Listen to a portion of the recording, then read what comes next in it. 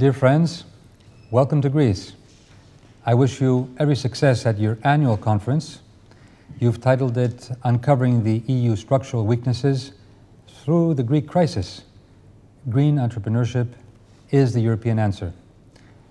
Very indicative of the challenges we are all facing. As you well know, this is a testing time for Greece, but also for Europe. Our continent is experiencing an economic and fiscal crisis on an unprecedented level. There are many factors, different factors that have led us here. At the national level, here in Greece, we had wasteful spending, years of mismanagement, lack of strategic development for sustainable growth. These were the main causes which did not create a more competitive economy for Greece. And this is what we're changing.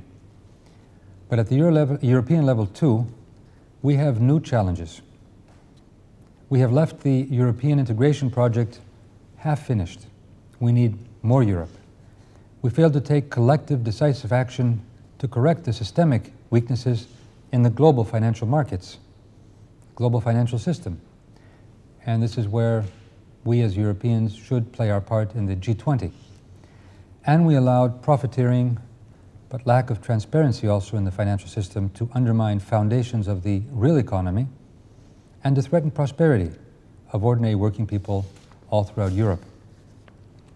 So today we have together a responsibility to work both faster, but also more cooperatively, more closely together, in order to deliver Europe from this crisis and forge a sustainable and green future for all our citizens.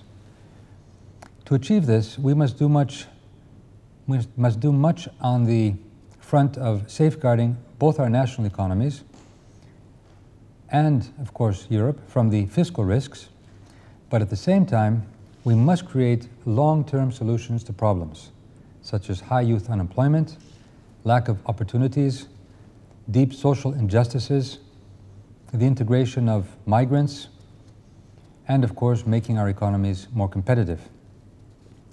But to do so, we must ensure that our model of economic development guarantees sustainability, guarantees social justice. And in leading our nations in these changes, we will succeed only if we work alongside the creative forces in our society.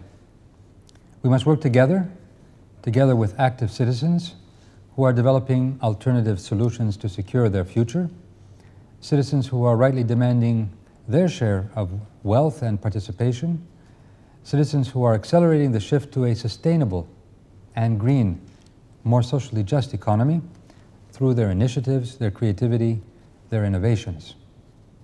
Young business leaders and young activists are our natural partners in this major effort and change.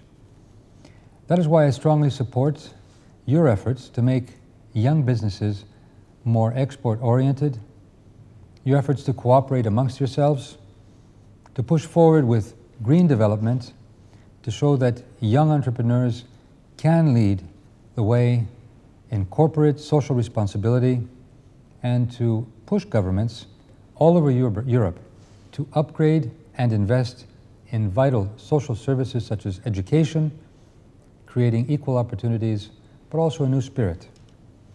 A new spirit which, within this context of green development, I'd like to point out that competitiveness today also means continual innovation.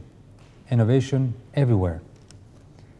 Innovation in the way we work, in the way we organize, in the technologies we use, but also in the spirit we create in our schools, in our universities, in our companies, in the public sector, creating a different spirit so that initiatives will be taken particularly from the youth.